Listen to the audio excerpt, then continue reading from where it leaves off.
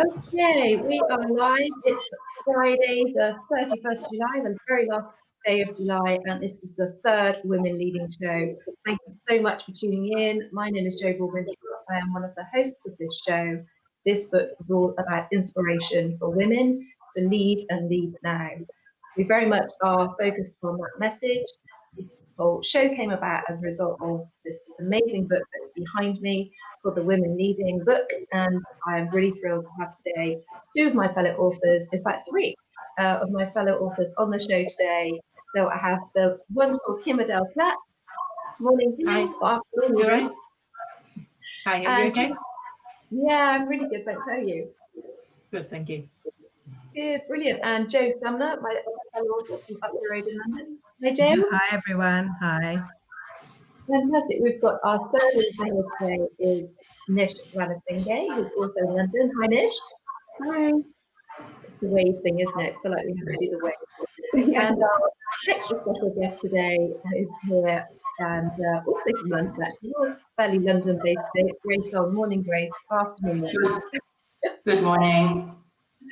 Great to have you on the show. Thank you so much. Really great to have the five of us here today to talk about this really important and very topical issue at the moment, which is probably going through a different time because people aren't in their offices. They're not dealing with the average situation of corporate environment, but obviously we're talking about progressing in the corporate world for women. What does that mean? Do we need to lean in? Do we not?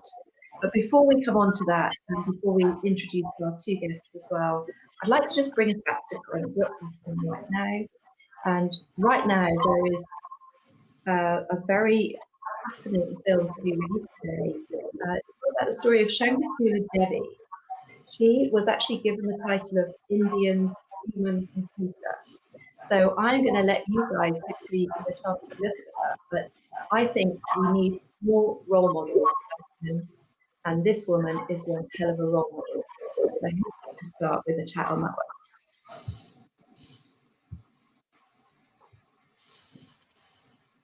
Jo. Yes, well, I'm excited. I know that the film is coming out shortly, and I'm really excited to watch it, actually. She wasn't somebody that I knew so much about, and then when you sent the link through, I was just, gobbling it up, finding out so much more about her, because that's what we need is these inspirational women. I love hearing about women who've gone first and who've done such different things and her amazing abilities from such a young age. So it was exciting for me because it put a film on my agenda that I wasn't aware of and a person to find out about. So I love that. And the one for me that I, possibly more political, but the Michelle Obama podcast has just launched as well, which you can find on Spotify, and that one's got me really excited. I think she's a powerful role model.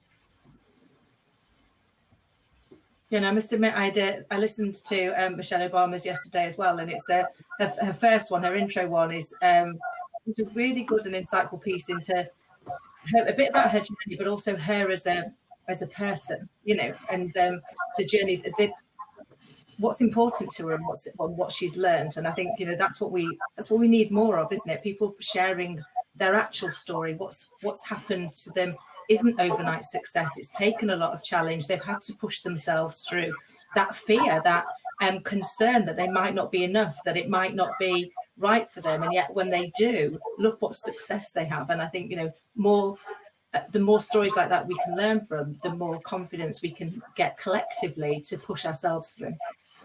And I think it also provides younger women so much, a bit of hope that they can be the one. I mean, I've read both the book as well as her movie in The Becoming on Netflix, and I must say, there were a few moments when I read the book that I got quite teary and quite emotional, because I thought, oh my goodness, she had to take, what was it, 2 hours or 2.5 hours each way just to get to high school, and then she went all the way to Princeton, and just to go through that as a teenager, I can't imagine a teenager now doing that. I'm sure there are a lot and one day to become the first lady. I mean, for so many of her peers back then, that wasn't even in the realm of possibility. And I think we need more role models like that, because there are so many women who think, oh, I could never be like that, or, you know, I didn't go to the right schools, or I don't have the right firms in my background, or I'm not going to be smart like that. And actually you can, but it definitely takes a lot of work, a lot of determination, a lot of willpower. I think for me as well, role models have played such a huge part in my own journey. So having people to look up to, and Michelle Obama is, I think everybody's kind of, I mean, she's an incredible figure in our lives today. But there's also a show on Netflix called Bringing Down the House. Have you heard of Alexandra Ocasio-Cortez, the female senator? She's very young. I think she's even younger than me. From New York, who's managed to make it all the way to the Senate. And she was fantastic. You know, her journey started off with her, what Grace was saying, in waitressing. She was a waitress who just decided to take on politics. And it is having those stories of people who are just super strong and able to overcome their own imposter syndrome, often in the women's sort of world. And say, look, if that person can do it, I can do it too. And I know that I faced a lot of questioning in my own ability. Things like, again, what they said, have I got the right qualifications? Have I got the right grades? Have I got the right companies in my CV to push me forward?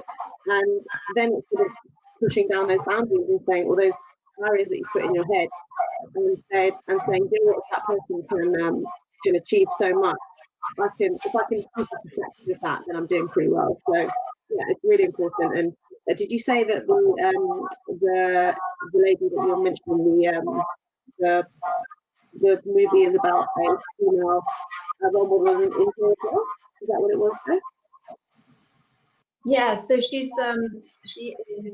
has been labelled as the human Indian human computer. So she actually beat the computer in doing a calculation, a mathematical calculation, which was basically a 13-digit number, timesing it by each other. And she beat the computer in answering that question by doing it through mental arithmetic. And so she's from Bangalore. And fascinating stories. So what we've all just mentioned is actually the upbringing and where you've come from and education. She was basically towing and walking around behind her father as a 3-year-old, and her father was a trapeze artist and a magician in the circus. So her education was literally the road with him, and it's fascinating to hear that she has gathered this incredible talent and ability, just literally from testing and trying and card tricks. So I think it gives so many people probably hope that just because they haven't necessarily been to the best school or followed through any form of education, if you pursue something and stay focused on it, you can get there. You just, and also there's a certain amount of opportunity, isn't there? It's not, most of us haven't been taught by a trapeze artist father. But it's fascinating.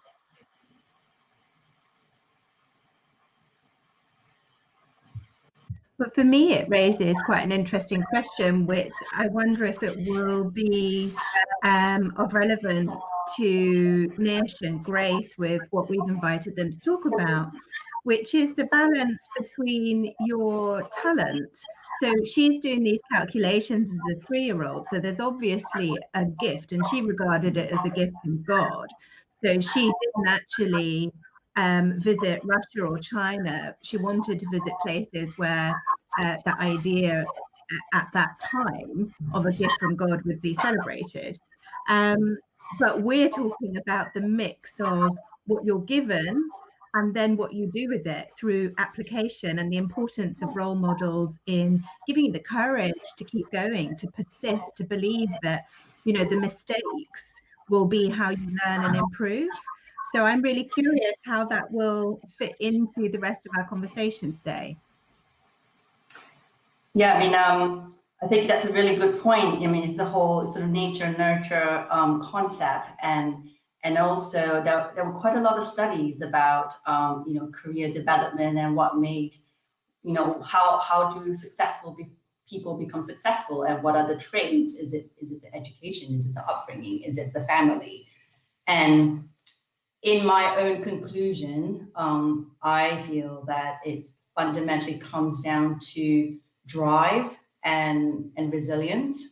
And what I mean by drive is that, yes, I think in some ways one is more inclined to be driven, but also if you were brought up in an environment, or you have seen that actually to achieve something, you need that drive to keep pushing and to hustle at the end of the day. And I think a lot of the people that I see, because I coach quite a bit at London Business School, and these are very, very privileged. A lot of them are very, you know, come from very privileged background.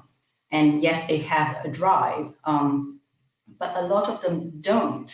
You know, their drive comes from, is motivated because of family or because of expectations. It's not intrinsic in themselves in terms of they really want this for themselves. And then the other thing that I mentioned was the resilience. And again, I think it's about how do you deal with setbacks and failures and challenges. And it's not about avoiding them. It's really about what do you learn from it, and how do you move on and pick yourself up from there. And again, I see a lot of people, they don't have that resilience, because when they have a setback, it takes them a long time to pick themselves up, or they don't pick themselves up. And then they sort of go down, you know, in a less favorable outcome, and go down a different path. So yeah, I think it's quite interesting. But I think for me, it's you know, it's all about, you know, do we educate, and do we how much intelligence and how much knowledge and how you know, what skills can we learn? And I think for me the most fundamental thing is the drive and the resilience. Yeah, thank you, Grace. I think you're absolutely right. It's almost like drive and strive. Yeah. I think those two are almost both two factors that are needed. So we're going to come to our guest author today, Nish, Ranasinghe, who is kindly on the show to talk about what her chapter was about. And Nish set up 11 Consulting, a boutique organisation focused on putting people at the heart of any kind of change strategy. Drawing on over 10 years experience, she's been part of a large-scale organisation, helping companies implement new technologies. And you have taken your expertise across the continent. She's been global, but hopefully she's come back to the UK. I'd like to start with talking about your chapter, because I love the statement you made in your chapter in the book. So in case you haven't bought it, folks, yet, here is the book. So your sentence goes to say, from what I've experienced, it's the lack of confidence in going to a male-dominated industry, feeling they couldn't keep up with the intelligence required, that stopped women from taking the plunge into technology companies. And I would say into so many companies and organisations. So perhaps you could just start off, and I know that the other guys have got some questions for you. Let's start off just talking about that.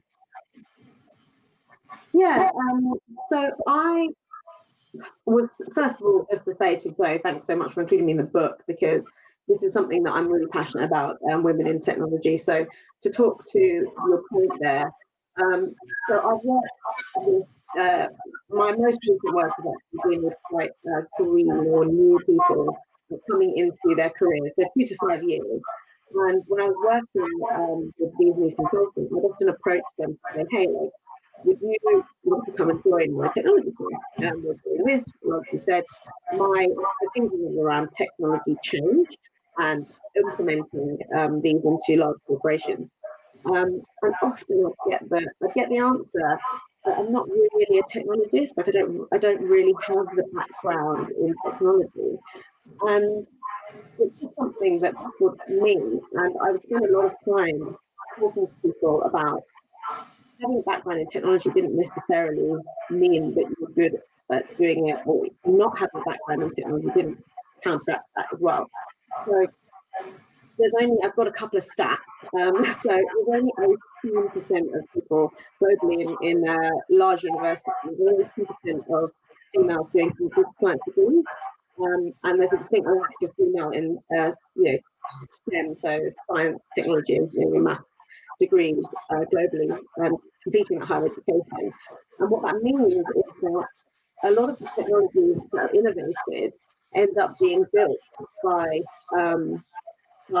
male-dominated teams, so invention teams.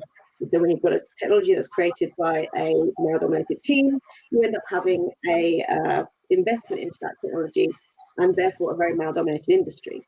And that means that the technologies that are being created today, innovated today, are built for a diverse community, but built predominantly by men. And so it's about kind of encouraging, so for me, it was encouraging women to get into technology at the first start, and what that means, and that talks a little bit through the role model discussion that we were having previously.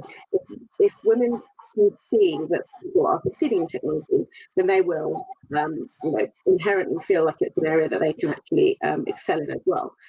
And for the generation that I was sort of working with, and my own generation, it means that we need to celebrate really our successes as females in technology, and give people the confidence to be able to ask the correct questions, be curious. And more than anything, in my chapter, I wanted to express that I'm not a technologist. I've just happened to find myself in the technology industry. I've done a little bit of coding, but I don't enjoy it. But the only thing I do is ask questions. I ask and ask and ask, and I try and put my ego aside in these meetings, knowing full well that often people probably think of me as, lesser intelligence, or trying to put all of that aside to say, just ask the questions and get the information, and then you can maybe arm yourself with that for the next meeting that you have. And to Grace's point around resilience and setbacks, it's then about finding those people within the organisation, and that can be male or female, who will champion you when you're feeling a little bit low, feeling when you come out of meetings that you felt that people have looked at you as lesser intelligent, and then for them to help support you through that process, and that can be both male and female role models. So yeah, my chapter was really about trying to find your voice and being curious, and allowing and enabling really females to gain confidence in their own voices.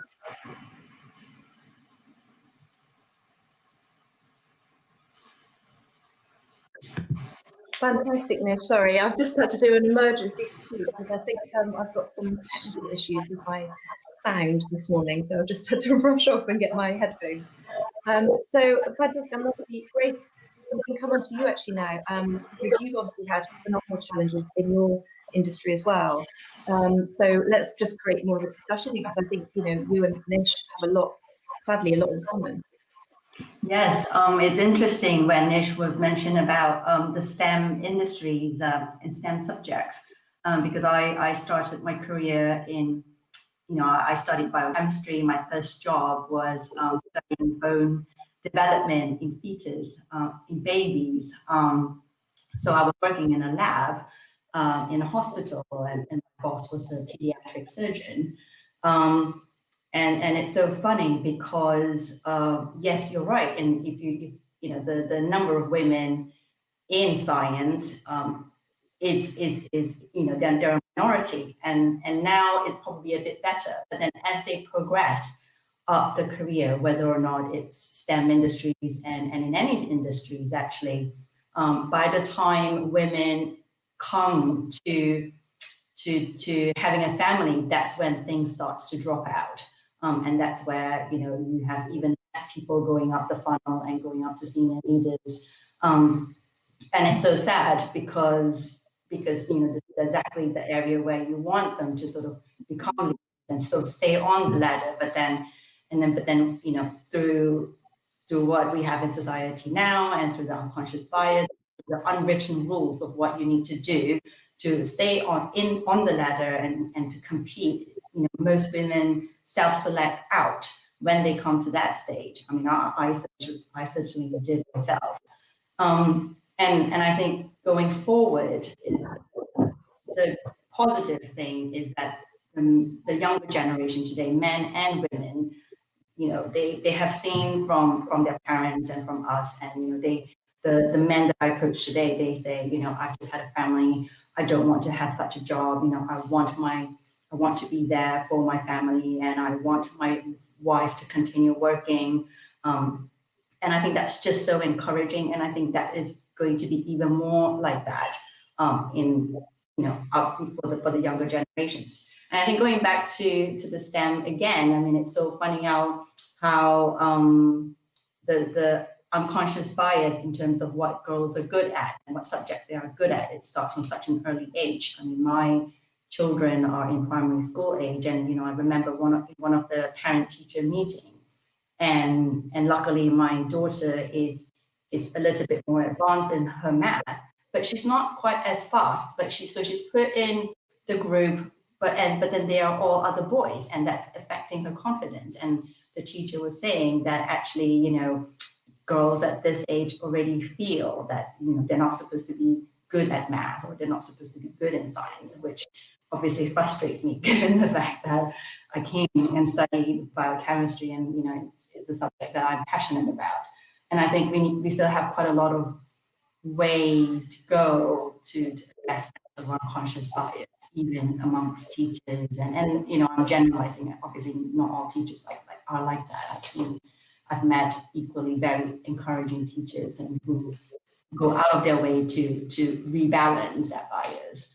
But it's, yeah, I think we still have a long way to go on that front. Yeah, and I think hopefully you guys can hear me now. Yeah, we're good. So again, it comes back to role models, and you know, having been a teacher, there are so many teachers and so many teachers that are in certain areas, but we need more female role models, don't we, in the areas that we're talking about. And I think role models are very undervalued in the path to equality. But I think we almost need another whole show on role models, to be honest, and pick them apart and work out why role models are needed, but actually what we can all do to make sure that we are encouraging more role models in ourselves as well. So I can hand over to Kim. I think you've got a question for one of our guests.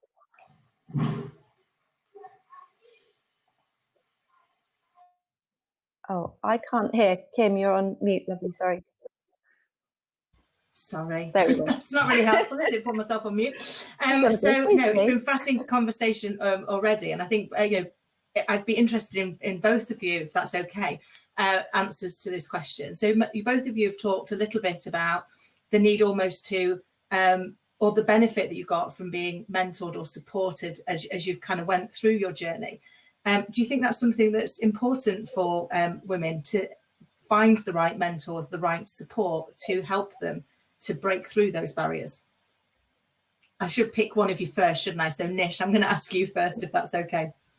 Yeah, no, I honestly, I never even thought, I think it's only been sort of in the most recent past that I've been thinking about how much role models have affected me. So in my first 2 jobs, that's the first sort of 10 years of my career, I only had female managers. And I remember talking to other, even them, they said like, oh, I really dislike female managers, or men in my team saying, yeah, I'm not really sure about female managers, but I have had such positive female role models and female managers who've really taken the time to get to know me, get to understand what my strengths are, and really brought that personal element to my career development, really.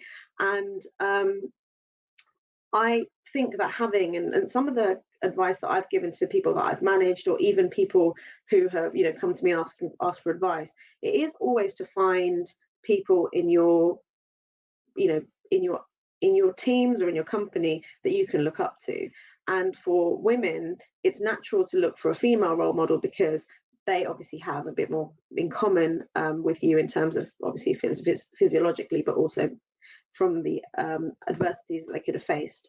So I think that it's been pretty fundamental to my own career development that I've had very, very strong female leaders who have been able to again, support me whenever I'm lacking in confidence, whenever, you know, a senior male has, I don't know, taken me to a client meeting, given me some terrible feedback, or, you know, commented on the fact that I stumble over my words, or I'm too smiley or too serious or too direct, things like that.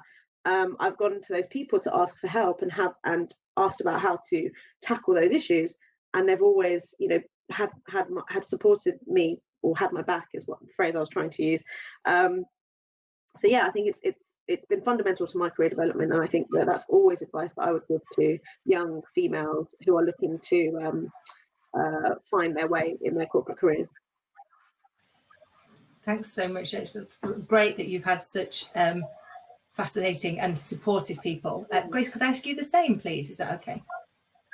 Yes, sure. Well, unfortunately, I didn't have female role models and mentors in the earlier part of my career, and until recently, I didn't report to any female managers or line managers, actually, until recently, and it's been a world of a difference, because my current manager at London Business School, she's great, and you know, she's a very good manager, and she does it in a very coaching manner as well.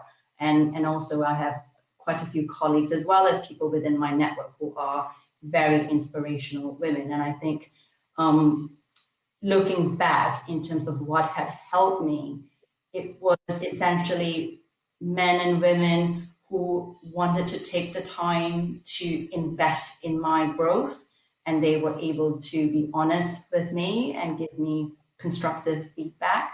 And that was men and women. And I think when I was younger, I did wish that I had female role models, and it's almost like, you know, because I didn't see them around, it didn't even occur to me to actively go and seek for one. And for me, it was just who do I know that I can trust, and who I can be kind enough, who is kind enough to be able to invest in me, and to be able to, you know, be honest enough to me and tell me exactly what I need to do to change and to improve myself. Fab, thank you so much. And I think you're right. I think having mentors, whether they're male or female, but having those people that are willing and kind enough to, as you said, to invest in you, to help you, to take those next steps, to kind of help you see around the obstacles, because I think that's sometimes the thing, isn't it? We just see the obstacle and we can't see how to get past it. And I think sometimes that is, unfortunately, when we stop ourselves. We become our own obstacle, because we don't have that person that we can just soundboard off and find out, you know, if there's an alternate way round. Is there something that I'm not seeing that I could be doing? Or is there something that I'm doing where I get in my own way because actually, you know, I'm showing up in a particular way, and actually, once they share that with you, you can do something about it, can't you? Exactly. Yeah. And the point about, you know, being able to have, you know, that sort of handful of people that you can go to, and they because they have your interests at heart, they actually spend the time and analyze, you know, oh, you could do this better, or you could have said this better, or, you know, your choice of words and your tone could have been better for that bit. And, you know, this is all from their own time and generosity, and, you know, just because they're my friend or friend. Right. And I think it's so, I mean, it's so encouraging, and it's, you know, you feel the love when you have that kind of support. But, you know, like I said, not everyone is lucky enough to have that perhaps at crucial moments in their life. I really think it's actually essential, and I would say to anyone who's kind of watching this that is considering, wants, you know, just feels like there's places to go and they're not sure how to get there, that especially if you're joining a new organization or you're trying to look at progression. But I think it's important to actually recognize there and then, in those very first stages of that new position or that new wish for more, that you need the help to get there. And I think sometimes we can actually, to our detriment, be worried about asking for help, be worried about, like, you know, you definitely define Nish, that you know, you just recognize you didn't know everything in your field, and you just asked. But I think it's really important that we we learn to ask for that role model and learn to recognize very quickly on who you think would help support you. And it might not be them, it might be someone else, but actually get that support straight away and ask for someone to be your kind of your right-hand woman. And it's, you know, I know from like Jo is with me today, and she's one of my two right-hand women. We've got this little committee that we're our own executive board, even though we're not working for the same company. And I think it's really imperative, especially if you're looking at industries or corporates that are very male dominated. So for you, Nish, you, Grace, I was a police officer. You know, I was the only female on a male group, 10 of us on a group. And it was only when I found another female officer that was further down the line to me, and I started sharing with her. I really felt like I was being supported in any way, let alone think of progressing. So I think that's actually almost the very first step is to recognise and put out on your radar for someone that could support you in the right ways. It might just be for 5 minutes or 5 months or 5 years. It doesn't really matter. But I think, you know, I'm hopeful that more women than ever are supporting each other in that way, because I think women are very good at being compassionate and also helping. What do you say on that, Nish? Did you have someone that was specifically in your early days that was saying, you can do this, you know, go for it? Oh, absolutely. My first team that I went into out of university was a female managing director and a female direct line manager. And we were driving the technology solution in London for a global product. And it was very much I wouldn't necessarily say that we recognised that we were all women, and we didn't sort of make a big deal out of it. But in my later years, I realised how much that kind of meant that it broke down a few barriers in those early years of my career.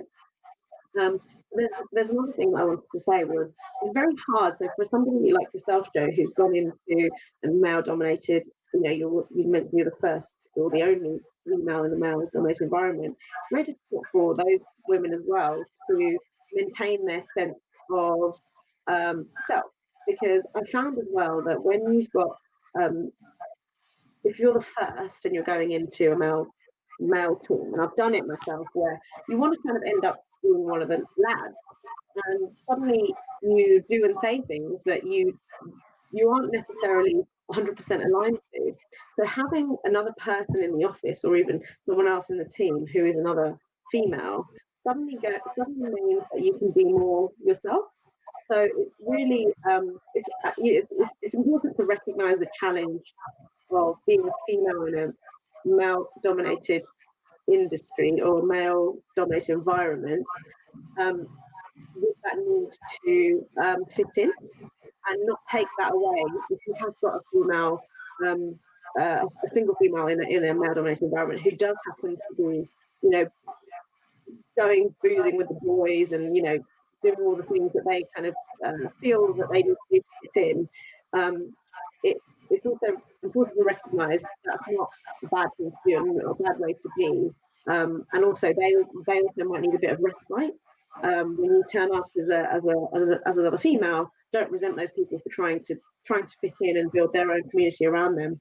But know or make it known to them as well that you're there to support them in their kind of, you know, if they do want to moan about their kids, or they, you know, haven't found an ear in that male-dominated group, that you're the person to kind of to do that with. And I found that recently. I was in a group that was very much male-dominated, and there was only 3 females in the office, and the 3 of us kind of did band together. And I think it was a bit of respite when somebody turned up in the office and it was like, oh, I just want to talk about, you know, just rubbish, and the guys were talking about the football, or, you know, I'm being very stereotypical, but just trying to make that point as well. I'm not sure if I answered your question today, to be honest, but I went off on one. Sorry.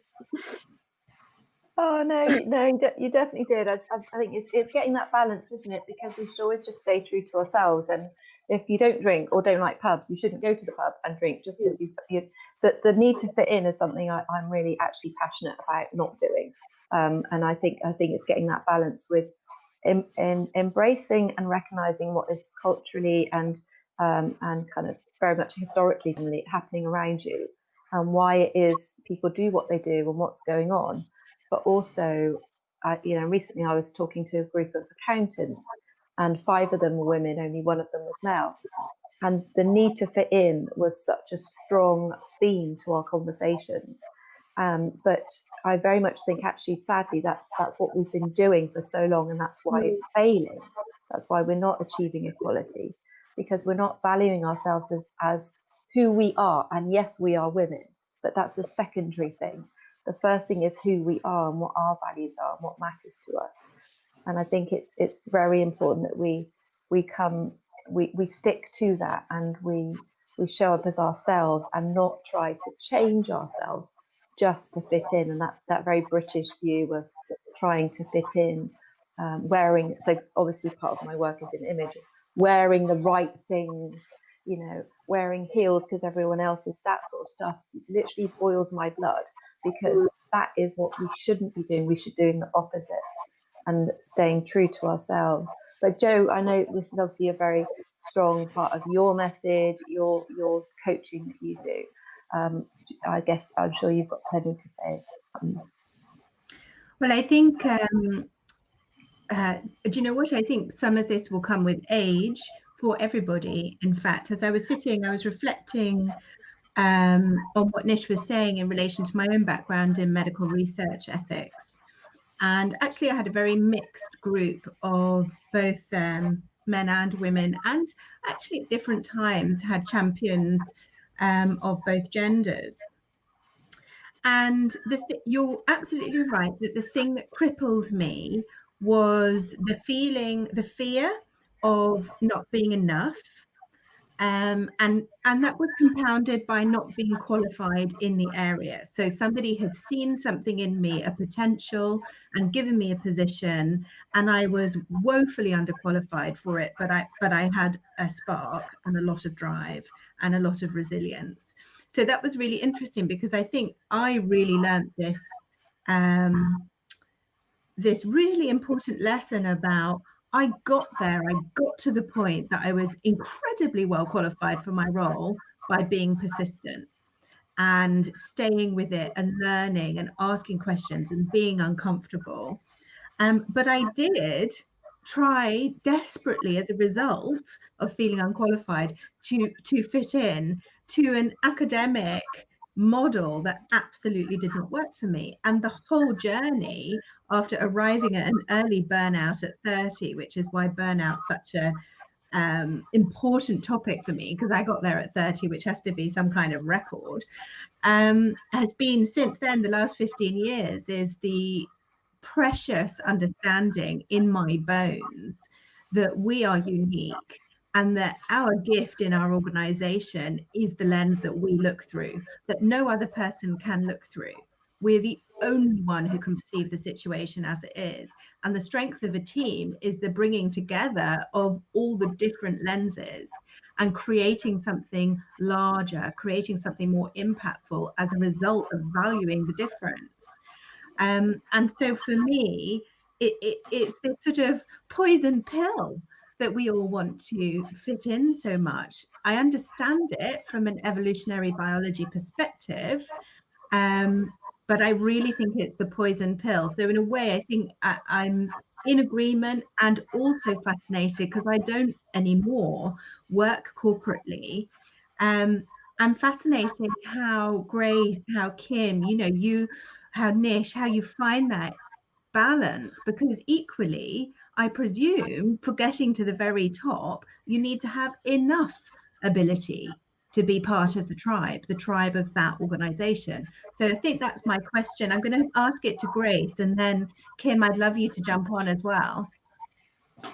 Yes, that's such a good question, because the fitting in, and I think this is one of the lessons that I learned, or some of the mistakes that I made early in my career. The need to fit in, and when I became a management consultant, it's obviously a very driven, very aggressive, very alpha type of environment, and I thought, okay, I need to become like that too. And then you sort of go the other spectrum. I intrinsically, I'm an introvert. You know, I like peace and quiet, and I was quite shy growing up. So to have to push myself and become like that, you know, and it's the balance, as you said, Joe.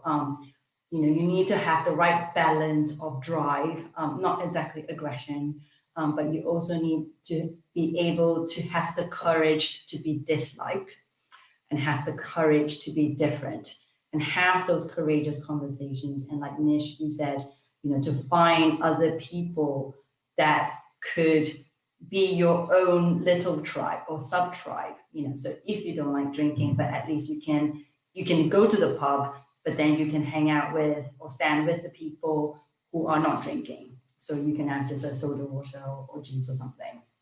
Or, you know, everyone else is talking about sports. And the good thing now today is that not all males are into the football. So there will always be, if you try now, there will be some other people who want to give football a break and talk about something else. And I think it's, first of all, to have the courage to find those people and to be strong enough to say, well, you know, I don't like this, but I can join you to some extent, but I'm going to do it this other way. And it's the same thing with the clothing, you know, obviously when you're in a professional services type of role, you have to dress like the clients did. I remember, you know, I had to dress differently, especially when I go to Paris, and versus going to Germany or going to the Scandinavian countries, you know, I probably do not spend as much time thinking about my outfit. But these are all subtle little things about fitting in, but yet still be different enough. Yeah, it's a difficult one, and I think it's a constant balance of how to get there, depending on the audience that you're in.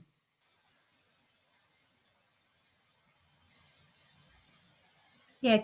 Yeah, I can complete.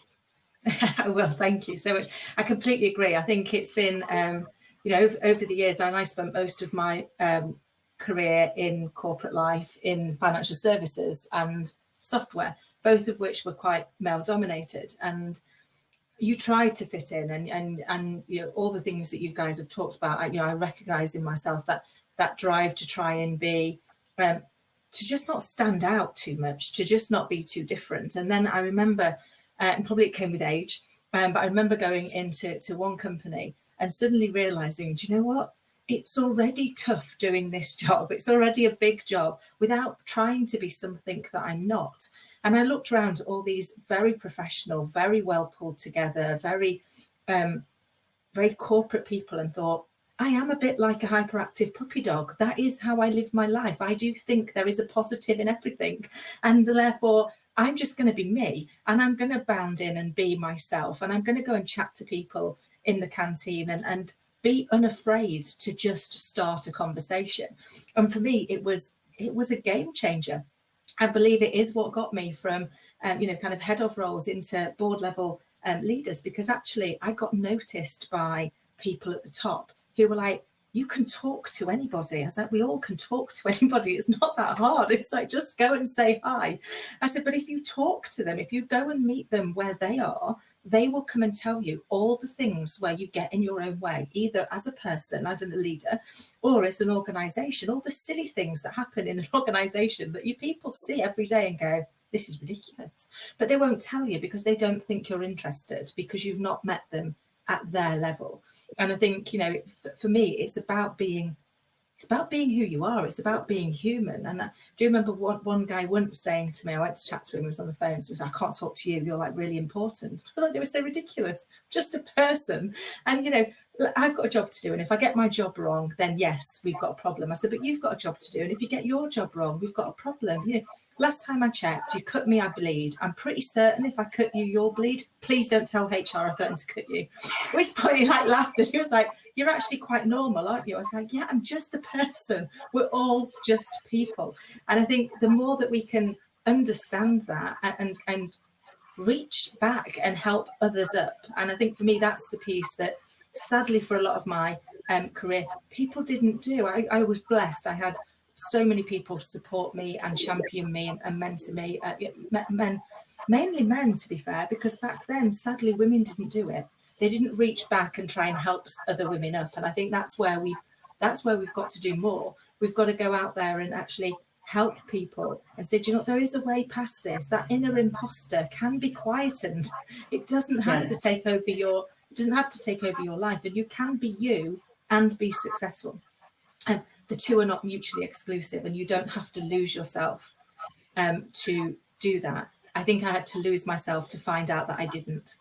And I hope that therefore I can share that knowledge with people so that they don't have to lose themselves first to find themselves, if that makes sense. I totally, everything that you just said, Kim, I was like, oh, completely agree with you, because I spent so much wasted energy trying to work out how to be more of a leader, more of a more of a force in a meeting, more respected. After feedback that's been given to me to be saying, don't align yourself with these types of people, align yourself with these types of people, all these different things. And I've spent so much energy trying to work out, post meeting thing. Did I come across as senior then, or was I too quick to agree to those things? Should I have spoken to these people, etc., etc. But it's at that point where you take a breath and you go, oh, do you know what? I can't be anything but myself, and people just have to get on board with that. And the biggest successes that I've had in companies is where they've just been able to jump on my bandwagon. And also the other thing, Joe, to answer more part of the question in terms of how I've been able to navigate that in corporate, is that recognizing that when it's too much of a struggle in a company to be yourself, have the power to step away and say, you know what, I'm going to finish this program. I'm going to do the best that I can. But these people aren't for me. And it's recognizing that often companies that have that inherent culture of inclusivity and championing people being their authentic selves, those are the kinds of companies that you want to work for, because they're going to support you being yourself no matter what. The ones that are a little bit, that don't have that alignment to your own values, you don't have to struggle in them. There will be other companies out there that will accept you for you, and that's something that I've kind of started putting into my value stream as I've started creating my own business and started thinking about how I'm going to take people onto that business, potentially working under me. It's something that I want to really kind of hold on to as one of my core values. Absolutely. I think, Nish, we're virtually at time out, but what a brilliant way to finish our program today, because absolutely it is just about being yourself. And if the tribe around you, the corporate, the management, you feel like you are the proverbial square peg in a round hole, was it run the other way? It's Friday. But when you feel like you are a misfit, you're not. You're actually just in the wrong place, and you will fit in where you are meant to, where you feel right. And I think when there's so much of a backlash and you on a regular basis feeling like the odd one out, you're just not in the right environment. Guys, I've made so many quotes from what you've just been saying. Grace, have the courage to be disliked, have the courage to be different. It's so important, isn't it, that sometimes we will create kind of a problem, we'll create difficulties, but you have to be yourself. It's the only thing we can actually be, and it takes more energy to be different, to be false. Kim, you've raised some brilliant points about you were the proverbial, what did you say, bunny or something? Hyperactive puppy dog.